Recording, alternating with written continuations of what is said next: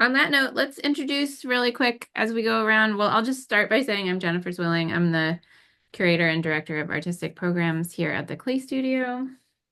I'm Trinity Dubois. I'm the exhibition and development coordinator at the Clay Studio.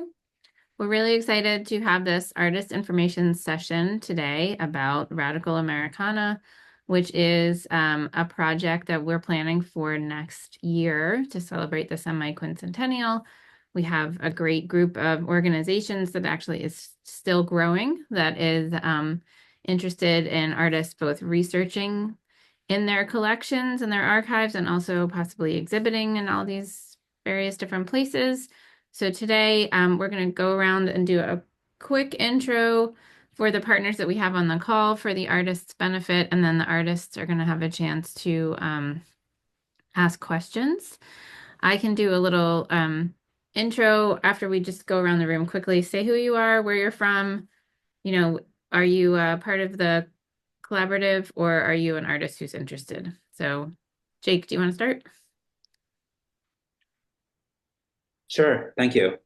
My name is Jake Foster. I'm the exhibitions manager at the William Way LGBT Community Center here in Philadelphia, and we're in Center City in Washington Square West.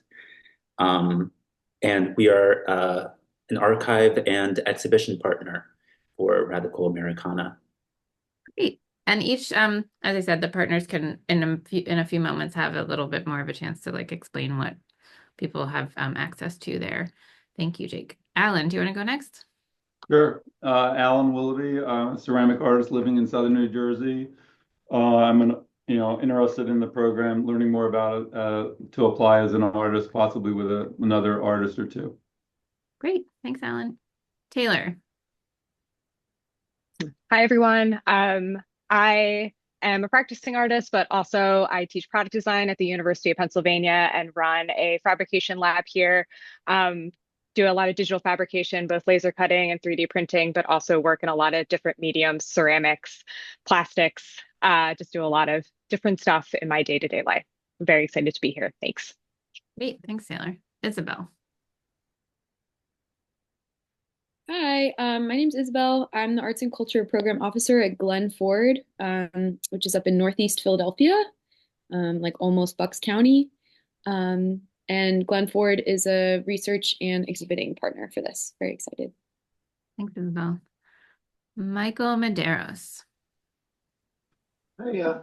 So I'm an MFA student and lecturer up at UMass Amherst, but I do a lot of work over at the Tile Works, Moravian Tile Works in Doylestown, Pennsylvania. I'm a former apprentice there, and we're actually planning an exhibit about their wild clay for next spring. Oh, for 2026? Yeah. Yay, more partners. Great. Great. Katie. Everyone, I'm Katie Swenson. I'm the Director of Outreach and Communications here at the Museum for Art and Wood.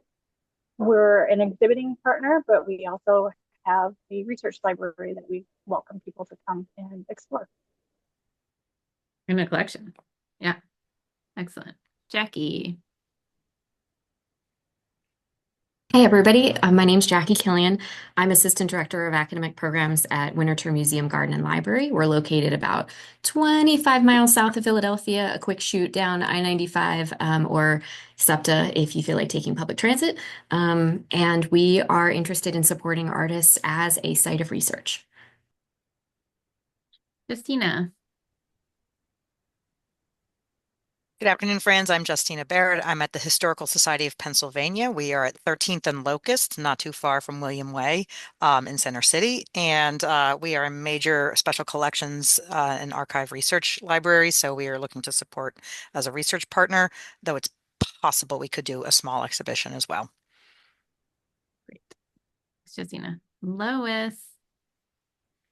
Clay Studio. Hey. Sorry, go ahead. I'm Lois Harvey. This is Oliver.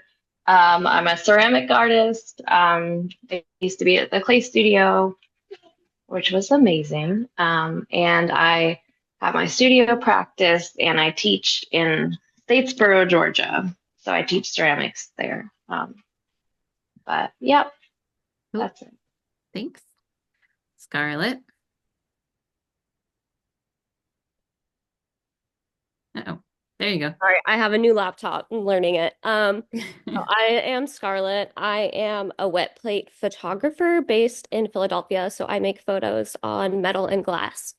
So this was a very interesting prompt to me. And I'm like, it's an interesting medium. So I'm not sure if it ties in with craft per se. I would argue it does, Sure. but Absolutely. if We have not, a then I would wide definitely. definition.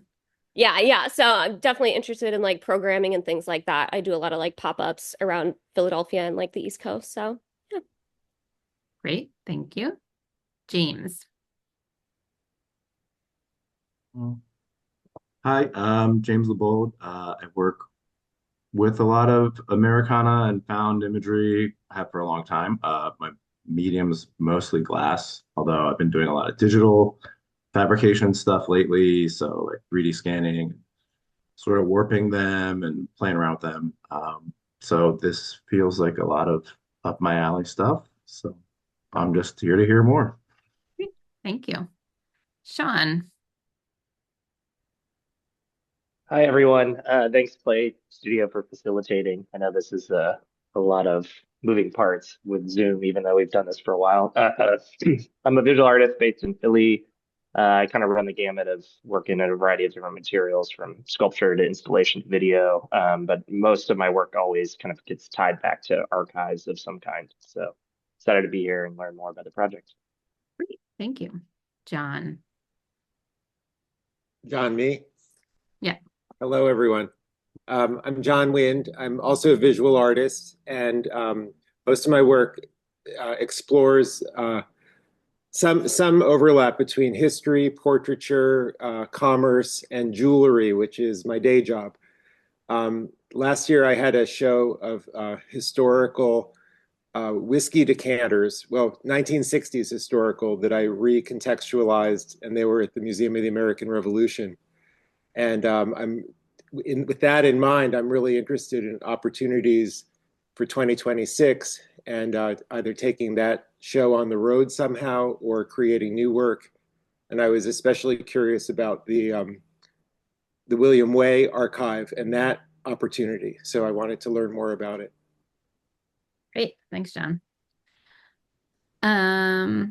Okay, so people have their cameras off. If you're interested in speaking, that would be great. Mark. Oh, Mark turned his camera right on. Hi, Mark Gibson, visual artist here in Philadelphia. Always interested in American history and all the archives that we have here in Philadelphia, and was just curious about what partners I could possibly work with. Great. Thanks, Mark. Thank you. Wendy.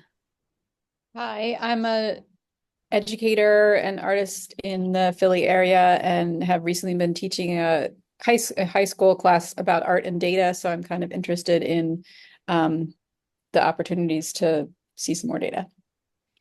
Great. Thank you, Jessica. Hi, my name's Jessica Eldridge, and excuse me, my studio is in Old City, right around the corner from Katie. It's nice to see you, Katie. And I just finished the apprenticeship at the Fabric Workshop and Museum, and am interested in a screen printing project that I thought maybe could somehow tie in. And I studied at Winterthur, so I'm interested maybe in going back to do some more research there as well. So I'm excited to learn more. Thank you for doing this. Great. If folks have their camera off, if you still want to speak, you can just I'll just say your name, and if you don't want to, it's okay. I see one person who doesn't. Lila, do you want to tell us who you are, or it's okay if you're just want to be anonymous? Hi, yeah, sure. I'm driving right now between meetings. Okay. My name is Lila Kaplan, and I'm a potter in Downingtown by nights and weekends, and I'm really interested in the Historical Society's archives and exploring that for a project that I've been working on off and on for over 15 years. I'm almost embarrassed to say. That sounds like something you should be proud of, not embarrassed to say. Cool. Okay. Thank you. Taylor. And if oh, no problem. Okay, and then Sasa is the last, and Susan. Anybody else? Hi. Go ahead, Susan. Sure. You're kind of going in and out with your mute on and off. I'm at work. Oh. Can you hear me now? Now I can. Yep. Okay. I'm at work in the studio and I have the fan going because I'm running the kilns. I'm a ceramic artist, and most of my family is from Philadelphia. I have a deep history there. And so this project is amazing to me. I did a show 2 years ago just about researching my family in Philadelphia, and I did work. And so this is just great to continue on with that. And so I'm curious and interested to see what you guys have to say. Okay, great. And then one last artist, Bradford. We're just introducing ourselves. Hi, good afternoon, everybody. I'm Bradford Davis. I'm one of the new residents here at the Clay Studio. Great. Okay, cool. So I'm gonna just do a short little overview based on what we've talked about so far. Uh-oh, a new person, Margaret. Did you just pop on? Do you want to introduce yourself? Or no, you did already. No. Go No, ahead. I haven't. Good. I'm just a Midwestern artist interested in learning more about the exhibit. Great. Thanks for joining us. Okay. So the project came about because we've been thinking about the fact that 2026, the semi-quincentennial, has as of a couple of years ago, there's different organizations around Philadelphia who have been getting, different aspects of ideas going, but there really hadn't been anything that was uniting craft organizations and artists who are interested in really thinking about the historical moments of 1776, 1876, and 1976 as those commemorative dates. And I'll just throw in 1926 also for Justina's benefit. So we thought, why not just do it ourselves in this very wonderful spirit of collaboration in Philadelphia, where we sometimes see like, okay, well, this isn't happening and we think it's important, so let's just get it going. So we got together with about 12 organizations and we came up with what hopefully you've all seen. I'm going to share my screen with you. Not cooperating at the moment. Hold on one sec. See if that works. Does that look crazy? That looks like craziness. Hold on. I don't know why it's not letting me do that better. Hold on a sec. Aha, there we go. I think this is what we're going for. Okay. We got together and sort of wrote up what we think is important, what we're all interested in, the basis of what we want to do is support artists and offer resources for artists to do research and to really think through, what does the Declaration of Independence mean to you? What does that founding moment of 1776 mean to you? Which includes those commemorative moments. And then here in 2026, 250 years later, like how can we have an important civic conversation using art as the nexus of the way that we can talk about it. It's in these times, although I feel like we say that phrase all the time, but maybe especially at this moment, having a chance to process what the United States means and what those founding documents mean and how we can move forward into the future. So basically, if you've seen this, hopefully everyone here has, this is the overview of the call for artist proposals. We have some thoughts about the question, which I've already explained. The idea of the title being Radical Americana is basically that we are digging into the term Americana as a traditional word that makes people think often of like antique objects and things that represent the culture of our country over the last 250 years. But just as the, founding people of the country were radical in their thinking, we want to kind of bring that spirit forward to this moment.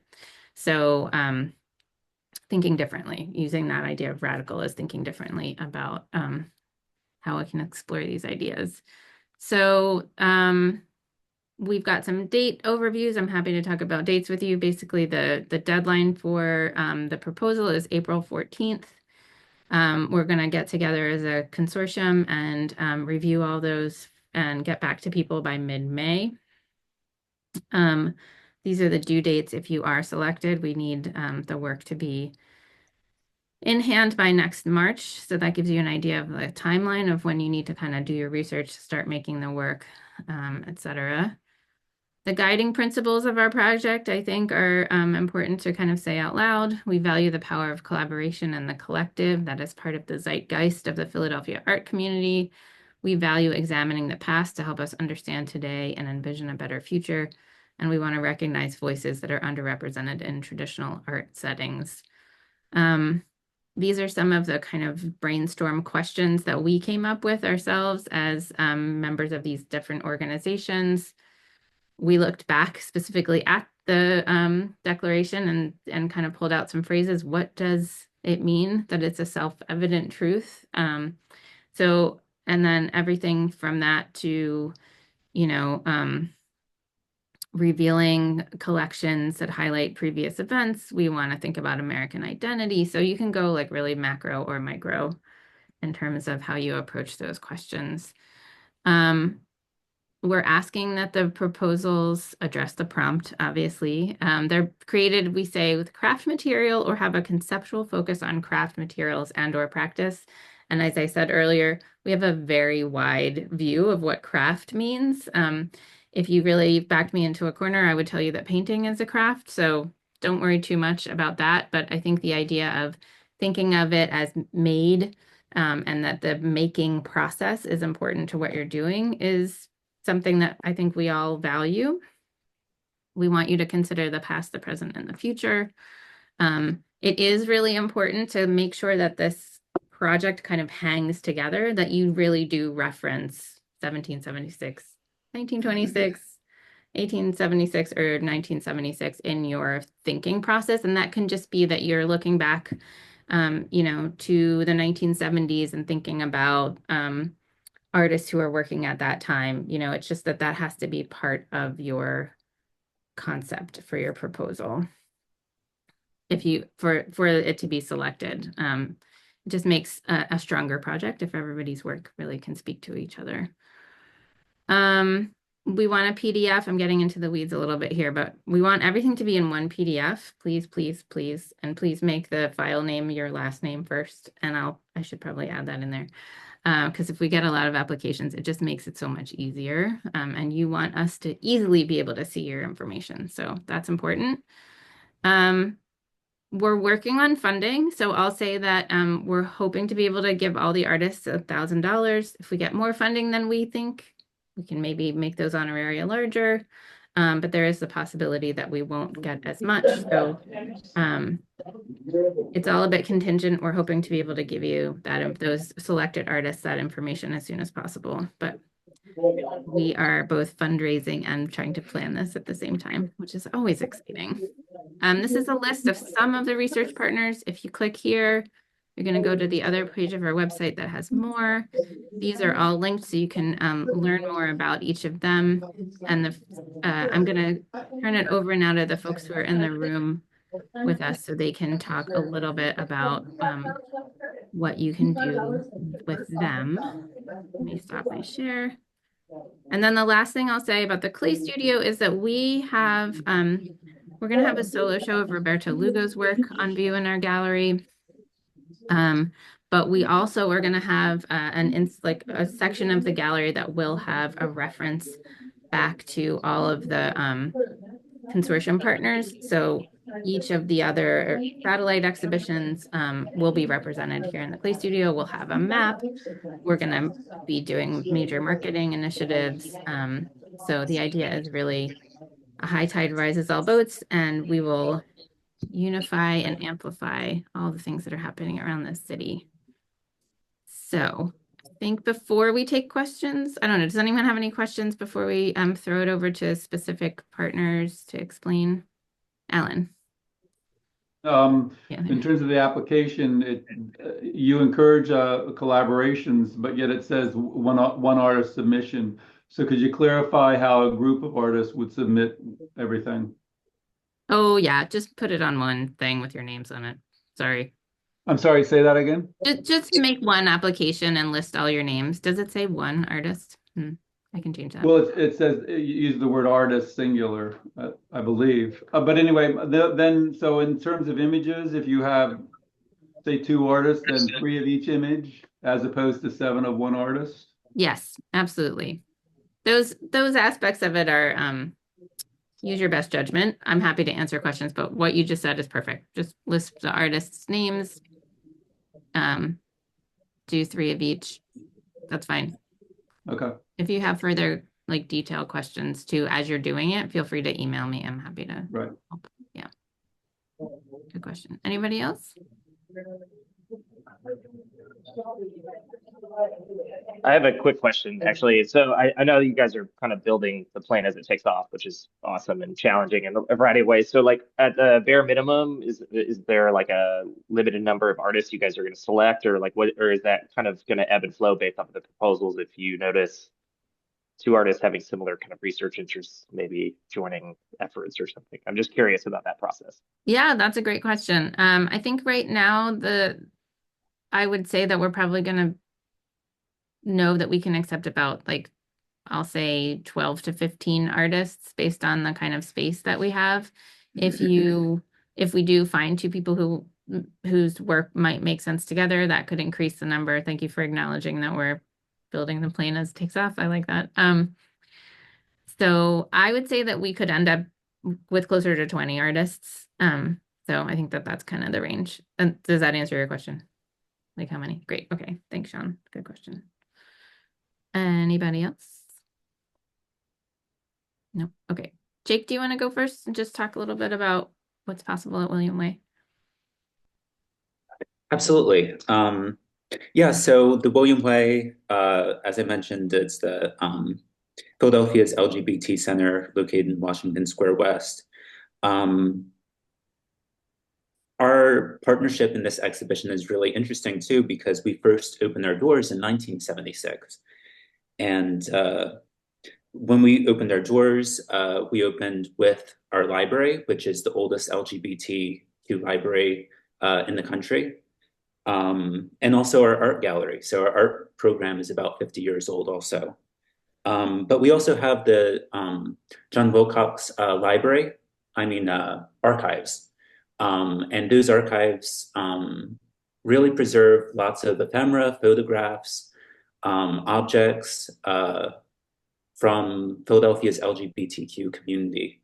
And we especially have lots of materials from 1976, especially the bicentennial and also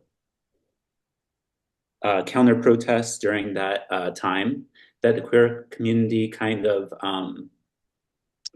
spearheaded and joined forces with other groups across the city. And I'm especially interested in artists kind of excavating and resurfacing that history, because I think we'll see those kind of counter protests again shortly in next year in 2026.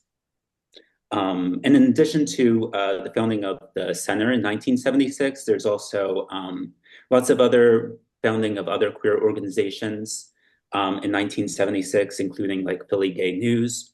And all those are available in our archives, but will also be exhibiting hopefully in our lobby. So, and we have a really strong history of working with artists to make new work for exhibitions, for public art, and all kinds of stuff. So this is so exciting for us. That's so great. Thanks, Jake. Well, I just learned something new. I didn't know Philly Gay News was founded in 76 as well. That's amazing. And I learned already from Jake lots of stuff about the protests in 76. John, you have a question? Yeah, a quick question. Are you imagining that the exhibition opportunity at William Way would be connected to the research opportunity, or is it separate? Like, could I propose my existing Whiskey Rebellion series, or is it more about doing research at the archive and then interpreting it as in an artist's way? Absolutely. Yeah, I do think it's more about creating new work inspired by research in the archive. Jennifer, maybe you can kind of also answer that question too. But definitely like any relevant work that people have it can make a stronger application too, I think. That's exactly what I would have said. Yeah. I mean, I think that the strongest application is going to be work that's in direct response to research that you're doing. I will say uh, the case with William Way and other places, you don't have to do research in the same place that you're in exhibiting. So like if you wanted to do research at William Way and then, exhibit the work somewhere else is more of your thinking process, that's totally fine. If you're doing research at HSP and you want to exhibit it at William Way, again, totally fine. I think it's important that I mean, I do think it's a great opportunity to do research at William Way and exhibit it there. But we're open to hearing any artists' thoughts on that. But yeah. Great, Yeah. thank you. And we do have some examples of some objects on the Radical Americana website. And I want to say too, I think, for this application process, you of course haven't done research yet in archives, so you might not know yet exactly what will inspire artwork. So I think, strong application doesn't necessarily be like, oh, I want to look at this very specific thing and do this very specific thing with it. It could be more general and open, perhaps, right? Absolutely. Another great point, Jake. Yeah, we want people to be open to the fact that they're going to have like a learning process. It helps to have like a seed of what you think you're looking for, and a concept of how maybe you would install or display or create it. But those things it's totally fine if it changes over time. If it's kind of a general concept, that's fine too. I think focus on the fact that we're really excited about the research, connecting you to historic things, learning something new about the past that you can apply to some idea about the present and the future. Yeah, which acknowledging that that it's an interesting way to go about this, right? Because oftentimes it's not, but oftentimes you're applying with very specific work. But hopefully this will just be an interesting challenge for the right artist who ends up wanting to do this. Great. Okay, thanks, Jake. Let's see. Isabel, do you want to go next? Sure. I work for Glen Ford, which some people might be aware of. Like I said, we're up in Northeast Philly, in like Torresdale, Tacony area. Glen Ford is a historic site. The original site was established in 1850, and then it was it's a mansion and 6 outbuildings. It's like an 18-acre estate right on the Delaware River, and it's a Gilded Age mansion. It's like 30,000 square feet, with we've got a pipe organ, a lot of stained glass, crown molding details, a lot of really interesting furniture and woodwork, glassware, ceramics in our collection. And we also have an artist residency program every year. So we are kind of really accustomed to having artists come and go through our archives and create site-specific work. Yeah, excited to be part of this project. What more can I say? Yeah, I think in terms of the connection to 1776, we didn't exist in 1776, but in 1876 and 1976, those are both kind of key moments of transition, like the ownership of the house. And so there's we have some records of that. Most notably in 1976, the house transitioned from being someone's private home to being a nonprofit. And so now Glen Ford is part of the Fairmount Park system, and it's open to the public. A bunch of neighbors actually sort of saved the whole place from demolition, which is a really cool story of like historic preservation. And yeah, there's like lots of information on our website. Sorry, I'm a little under the weather today, so a little spacey, but That's okay. You're doing yeah, great. yeah, Everyone I know has a cold, but you right, did yeah, amazing. Thank you for that. I yeah. love that idea about what was happening in 1876 and 1976. If you haven't visited, you guys should go. Um, it's a beautiful spot right on the Delaware. So thank you, Isabel. I totally messed up. I was supposed to let Jackie Killian go first because she had to go. So I have her presentation, which I'll do at the end of when everybody else goes. But just a few too many moving parts. Justina, do you want to go next? Hey, I just put the same thing in my chat, but I Yeah. can real quick say, because I have to run too, but I apologize. My things will be on the website shortly. I'm swimming through the idea that I have to somehow represent HSP's research opportunities in 3 images and 100 words. We have 22 million books, graphic items, and documents that tell the story of so many Americans. So likely something will align with your research interests. We do have some interesting pre-industrial and industrial stories in both metalwork and iron forging, as well as textile development. So if you really want to see fabric samples and ribbon samples and things like that from the 19th century and manuscripts about textile production in the 18th century, we have those collections. I think the thing that I'm thinking about and then of course things related to the 1976, the 1926, 1876 centennial celebrations and the protest movements around them. We have really some amazing documents related to what Jake was talking about as well.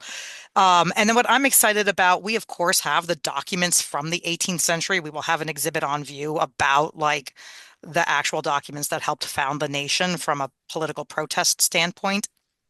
But I'm doing programming that takes the Declaration through time, looking at those centennial celebrations and the immigrants that were arriving and changing the look of what the face of independence looked like in the 19th and then right through the 20th century. So we have a collection from the Balch Institute of Ethnic Studies that documents the experiences of over 60 ethnic groups in America. And so thinking about it from the Declaration through time or the changing face of America through time, would love to have somebody dive into our Chinese American collection, our Greek American collection, our Puerto Rican American collection.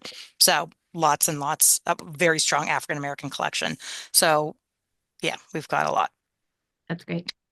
Thank you, Justina. I put the catalog, research catalog in the chat, and it'll be on your website soon to start diving in.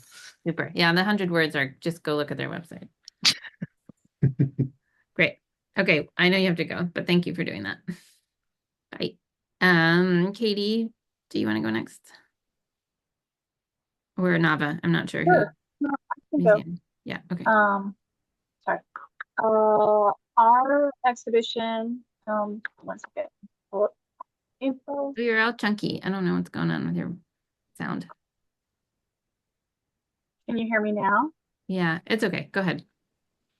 We have terrible internet connection here lately, so that could be real. We are going to one of our exhibitions for 2026 is going to be with artist B.A. Harrington and her exhibition Sweet American. The exhibition reimagines traditional American furniture that was built for women, but made by men.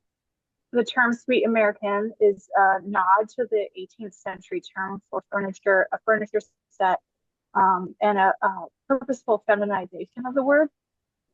And Harrington's work reclaims such iconic American furniture forms such as a dowry chest, ladies' writing desk, and a ladies' work table. And we'll be doing lots of programming around this, including a stitch in, and we're very excited. Great. Thanks, Katie. And people can use the collection at the Museum for Art and Wood and their archives and their library. So that's a great source. There's a wonderful resource about the John Grass Wood Turning Company Center. I don't know.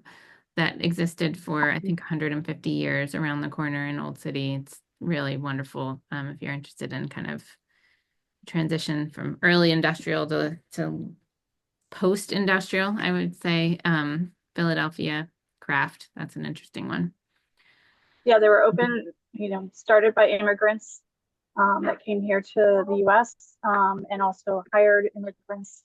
They were open from 1867 and closed their doors in early 2004. And we have all of their archives. No, I was pointing at the cat. I was looking at Isabel's cat. Thank you, Katie. Yeah. And Nava just put a link to the show for next year. I don't think we have anyone else live, so I'm gonna just chat really quickly with you about Winter Tour. Oh, I feel bad that whoops, I didn't let her talk before she left. That's okay. Here we go. This is a presentation about what is available, a little sampling of what's available at Winter Tour. There we go. Hopefully some of you have visited. If you haven't, I mean, this is also just a great chance for you as artists to like know what exists in the area and places where you can visit. I love this one. This is I think it's an early 19th century piece. It looks so modern, but it has all these like funny shapes on it. There's everything from metalwork to fiber arts. Winter Tour, if you don't know already, was originally the home of Henry Francis DuPont. They have a major graduate program in the study of American material culture. Probably saying that wrong, but basically connected to the University of Delaware to examine the house of Henry Francis DuPont, which he, during his lifetime, turned into a museum of period rooms from all over the United States and decorative arts objects from all over the United States. They mostly focus just up until about 1840, but recently they've been more interested in sort of later objects as well. So it's an incredible archive and resource of the objects in their collection, of which there are probably hundreds of thousands in storage and out on view in the galleries. They have a major library and a major archive. Jackie is engaged with helping artists do research all the time. They have research fellowships that are frequent. This is a really nice opportunity that if you're really excited about Winter Tour and that's where you want to do your research, they're actually going to make some special spaces for us, for Radical Americana artists, to be doing their research there, sort of outside of their normal application process. So you would get to actually spend time there, and Jackie and her colleagues would literally like help you side by side, looking through the archives, finding what you are most interested in, shaping your research project. They also have an amazing garden.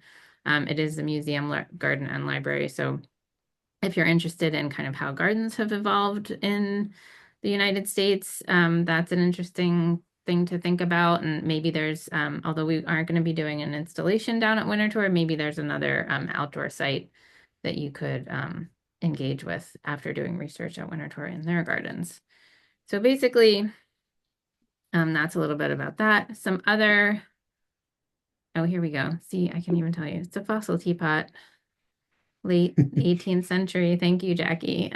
So these are supposed to represent fossils.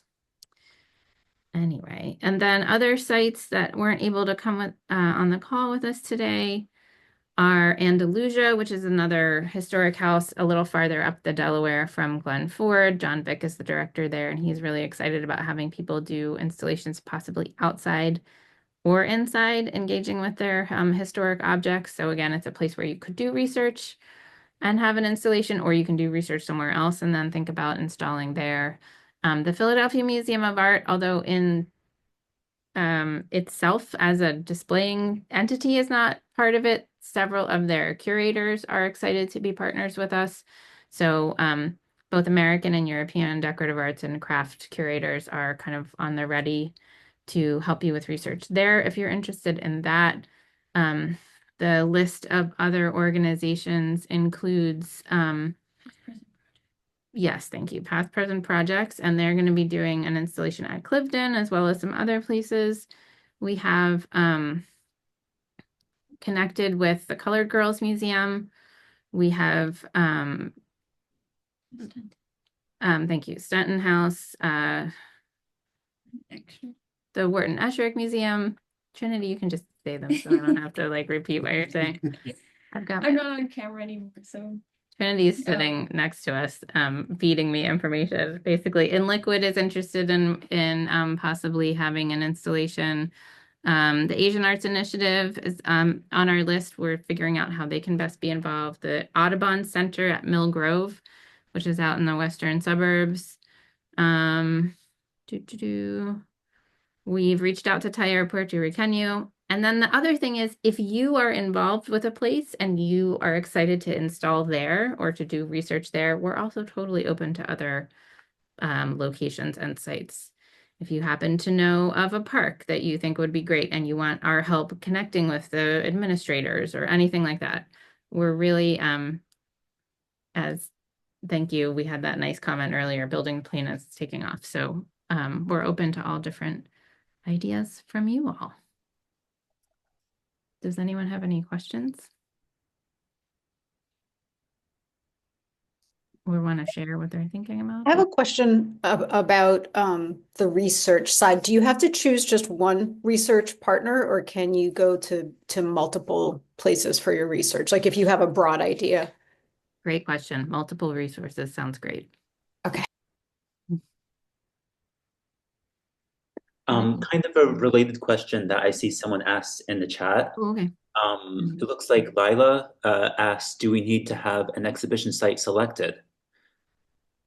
No, because thank you, Jake, for popping that up, and thanks, Lila. We are happy to help you find the spot. So don't worry that you don't have a site selected or you're just not sure where it would best go. Where that is part of the consortium's understanding of our responsibilities. Is if we select you, we're going to help you find a spot. Good question. Let me see. Maybe also highlight that people might not get. Again, you're welcome to speak up, but Trinity just brought up the point that like whatever you propose, if we want to select your project, but let's say that site that you have requested isn't available, we'll help you find a different site. So don't worry either that you're like, oh, I should pick a site that I don't think anyone else is interested in. Just say what you want to do and we'll kind of figure it out from there. But yeah, address that concern. We are here for you if you have other questions. Hopefully the information on the website is helpful. Thank you to Trinity for building all of that out. Please check back to see if anything else has been added in terms of sites. But again, if you just have your own ideas, feel free. You're welcome to ask us questions while you're going through your making your application. I guess the last thing I'll say with regard to the fact that there are people who are not from Philadelphia, the project does need to be about, like a Philadelphia-based idea, and it has to be, it has to be here in Philadelphia. Like and I will say we don't have shipping funds. So if that's going to stop you, I would say that's something that's really important. We're basing our budgets on the idea of the artwork being here in Philadelphia so that it's not going to be expensive to get it where it needs to go. Doesn't mean that we're not open to that kind of thing. And if you wanted to be like the satellite out somewhere else and just be on our website, we're open to that as well, but we wouldn't be able to give you the same kind of resources that we're giving to people who are here in Philly. So something else to keep in mind. All right, any other questions? Oh, Trinity. I'm just also going to highlight that the idea should be yours. Even though you're doing research, it's always great to have some sort of statement or theme in your artwork, which I'm sure you already have in what you create in your day-to-day. But just kind of don't feel like the prompt is telling you have to make something that is kind of just finding new words to explain the same ideas that you find in your research. The research opportunity is really to allow people to express themselves with just more language and knowledge. So all of the ideas you're currently working with, you could potentially find something in any of our partners' archives that just help you have even more background to what you're already doing. And that would totally also be an amazing proposal. Yeah, just don't feel pressured to feel like you have to reflect the archive exactly. It also should be you in your work. Excellent point. Thank you, Trinity. Okay, I think that wraps it up for today. Again, feel free to reach out. Thank you so much for spending your time with us. This was recorded if you want to check in with it later. Have a great first day of spring. Nice to see friendly faces. Hi, Danielle. Okay, we'll talk to you all later. Have a good one. Thank you. Thank you. Take care. Thank you.